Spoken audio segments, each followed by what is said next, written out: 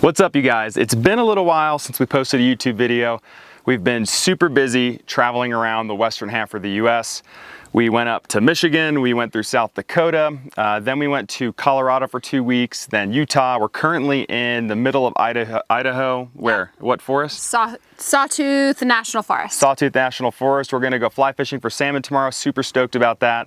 So today's video, we want to run through our 2 weeks spent in Colorado, some of the highlights of our trip, what we recommend for those that are looking for somewhat of an adventure guide, things to do, things to avoid, what time of year to do certain things, because I think we would have probably planned some things differently if we did it all over again, right? Definitely.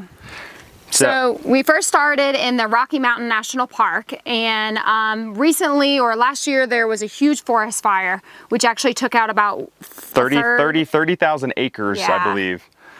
So a lot of the hikes were definitely closed because of that. They're still doing repairs, cleaning up. And then it was mid-May when we went?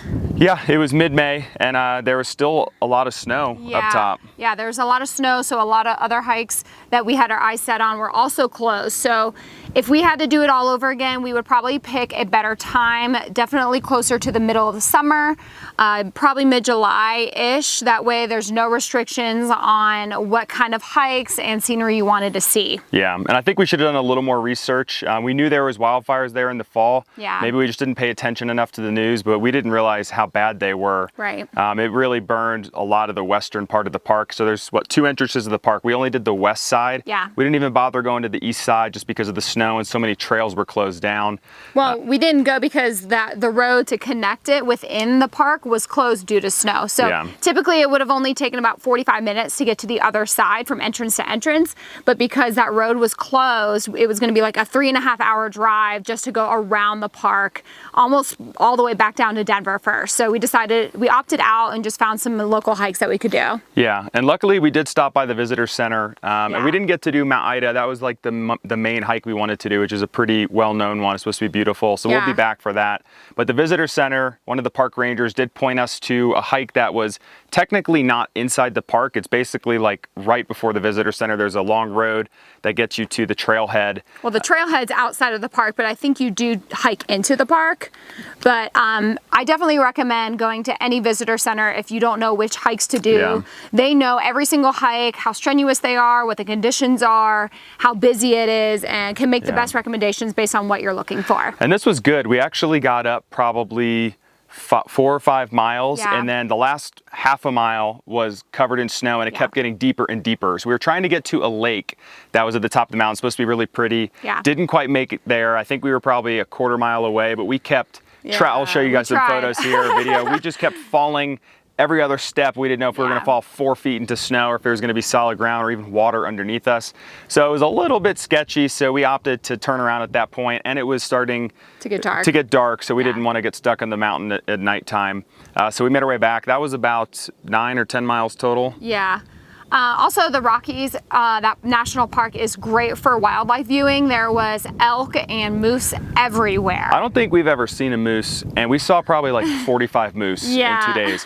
Definitely go in the early morning hours or the very sunset, like evening. Yeah. That's when, honestly, most of the people, they're most active, and the tourists are least active. At least for us, there was like 2 other cars.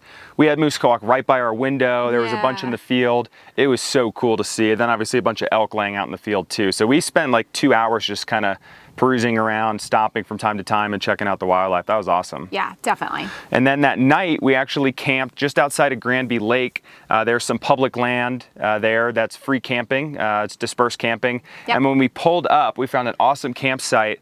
We had 2 moose about 20 yards away from us. It was like the coolest experience ever. Just munching on some grass. And so the next morning we woke up, made a coffee, slid the door open, and the moose were back again. So we literally had breakfast with moose. So it was pretty cool. Yeah.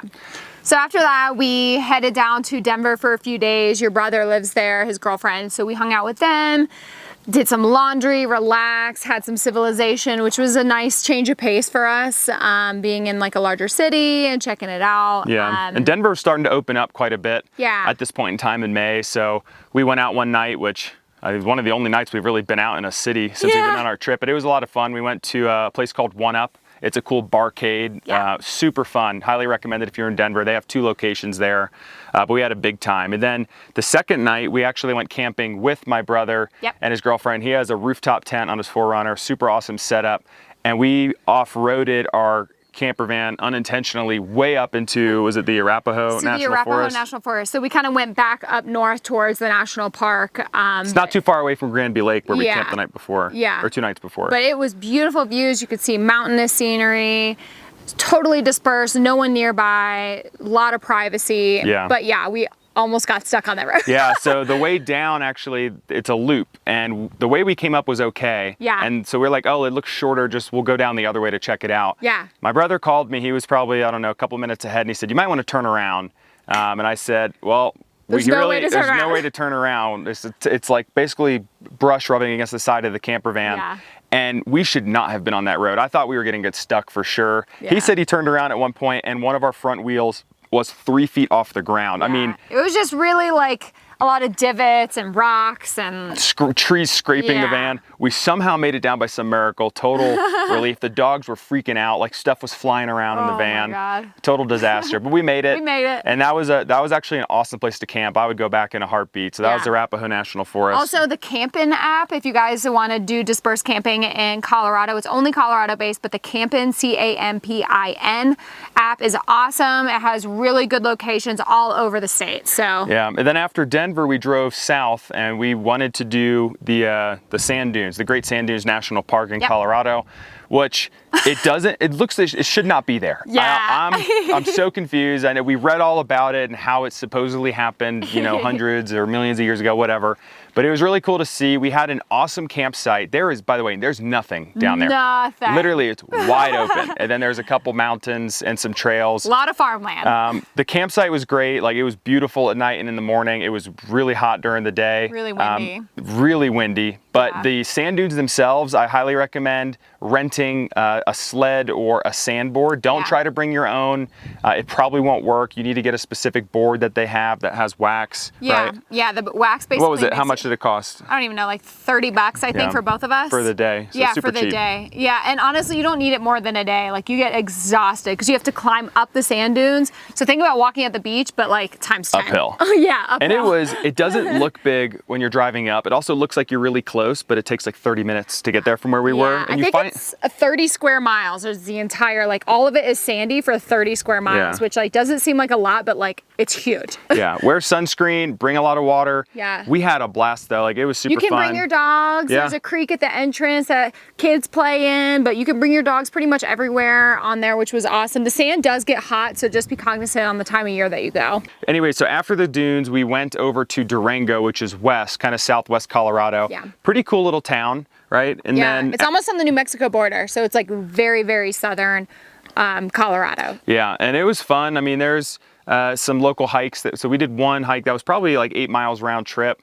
There was still some snow on some of the bigger hikes, so we avoided those. We did go to a really cool brewery in town. It had phenomenal food, which was a lot of fun. We actually watched the Nashville Preds play on our phones that night, so that was fun. And lose. They lost that game. And then after that, we drove up towards Silverton and Ouray, right? And the $1 Million Highway starts at Silverton and ends at Ouray.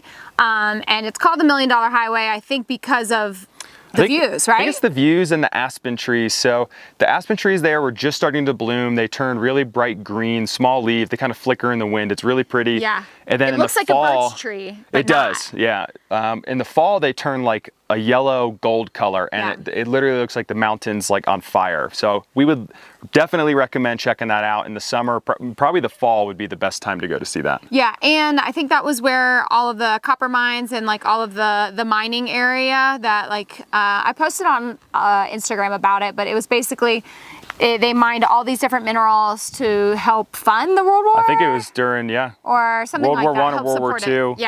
I mean, like millions of ounces of gold and silver alike, along with a couple other minerals that they hauled out of there, right, or metals. But it was a beautiful ride, and then we stopped in Ouray, got a coffee. Super cool town. Such a cute little town. All of these mountain towns and old mining towns are super cute. They're in the middle of the mountain, so like in the very bottom of a valley. They're tiny. There's probably like one brewery, one coffee shop, and like 3 restaurants, but like it is such a beautiful scenery just to sit outside and look around. It's less hot because it's in, shade and cover of the mountains, but That was awesome to stop there. Yeah, that was super fun. And then after that, we actually drove to Telluride for one night. Yep. I've always wanted to check out Telluride. I thought it was supposed to be really pretty during, like, for ski season in the summer. It's supposed to be nice, green and lush. Yeah. And it was really nice. It wasn't crowded at all. The hikes were not possible though because of the snow still. So we didn't go on a hike, but we did take the pups on the gondola ride up to, I guess, one of the ski village. The ski villages up there, which was fun. So we just grabbed pizza, walked around, checked out the town. Yeah. Super cool, little quaint town. We didn't do too much. I'd love to go back during ski season and check it out. The slopes are steep though, by the way. Like, so really steep. A lot of black diamonds, not a lot of like greens, and some really steep blues. But yeah. Besides the point, after that we headed to another national park, the Black Canyon of the Gunnison. So the Black Canyon of the Gunnison. So the Gunnison River flowed through this canyon and basically carved out a very steep area in between the two major rock sides. So there's also two entrances, which is there's the north entrance and then the south entrance. Oh, the south entrance is way more visited because it's a lot easier to get to. It's near like the major city that's nearby, but the north entrance, it takes about it's only like an hour and a half out of the way. Yeah. Had really cool views. I think it had like one of my favorite views, even though there was definitely more from the south entrance, but definitely less people on the north entrance. But it's actually way steeper than the Grand Canyon. It was like a little mini Grand Canyon. Yeah, small Grand Canyon, but the design, it looked like lightning struck the sides of the walls. It was super cool. There's also little birds flying around there that I was like, man, those birds got to be going like 90 miles an hour. And Jill was like, no way, 25 miles an hour. So we said, look it up. We got service. And apparently these little birds, I don't know what they were called, but they're like go up to 100 or 120 miles an hour out. It literally sounds like a fighter jet coming right through by your head. I mean, they're wild. It's really cool to see. But the viewpoints from this place was really cool because there are some that are like gated off that, you know, are traditionally like safe for visitors. But then there's a lot of trails that you can kind of just go along the rim and just find unobstructed views for days and just like sit there and just like look. It's just amazing. Yeah. So after that, we drove over, I think east a little bit, right? My parents actually were visiting my little brother in Denver. Yeah. So they agreed to come out and meet us halfway. So we met at Twin Lakes in Colorado, and there was dispersed camping there. A little chilly, but we had a big time. We had a really nice setup, like beautiful. Ton of space. The dogs were running wild, so it was fun. Yeah, that was awesome. So after that, we drove to Aspen, right? Yeah, so we drove to Aspen and we wanted to do the Maroon Bells hike, which is like the most notorious and like beautiful, picturesque scene of this lake and mountains in the background, but you have to have a permit to park because the parking lot only supports 40 cars, and apparently they get up to 3,000 cars or visitors a day. So they have a permitting system for that, and then they also have a shuttle that runs through the summer to help like disperse, you know, people coming and going. So the shuttle wasn't running yet. It was like a week ahead or a week behind when we were there. And obviously we didn't get a permit because there was like a zillion people. So we weren't able to do that one. That was a big bummer because that was like the main reason we went to Aspen. We wanted to see Aspen. It's supposed to be like the most bougie ski resort in the world. Which it was. It was. It's really nice. It was beautiful. Like it's really cool. We just like driving around and seeing like really custom, like zillion-dollar architecturally done, amazingly well homes. So that was kind of fun to do. And we did some catch-up work. We actually stayed in a hotel because there was like nowhere to camp around Aspen, which was fine because we filmed some. We caught up on some stuff, slept in a bed, and the pups liked it too. It was a dog-friendly hotel. Yeah, there's actually like some like river walks and like little mini hikes that you can do like from the city, which was actually super nice. Yeah, I mean Aspen is, although bougie maybe gets a bad rap with like kind of like the rich and wealthy, like it is a beautiful town, and I would love to go back at some point during the winter and ski there or snowboard there as well. Also steep hills. Yeah, also looks pretty steep. I don't know how snowboard friendly it is, but definitely a lot of skiers go there. So after Aspen, we drove over to Glenwood Springs. What did we do in Glenwood Springs? So Glenwood Springs has two hot springs that are like, you know, visitor friendly, and we did, I don't know. Iron Mountain? Iron Mountain, and we picked that one because the other one was just one big massive pool, and Iron Mountain had a couple smaller pools along with a larger family pool. They had like probably 15 or so pools, and they were all different temperatures, which was really cool. And honestly, it was pretty affordable. I think it was only like 20 or 30 bucks for each of us for the day, or for like, I think it was like a 3-hour slot. Oh yeah, something like that.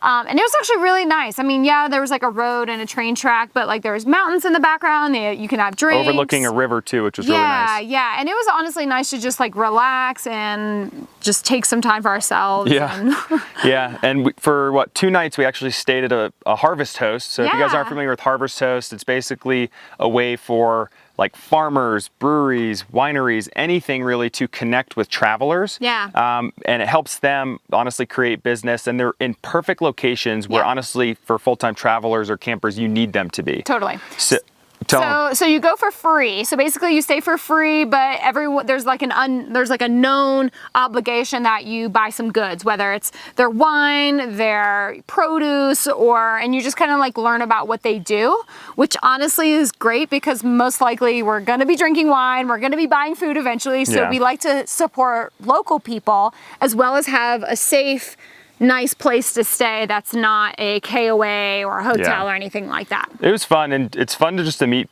local people and small businesses and support that. But we stayed at a place called Stoneyard Distillery.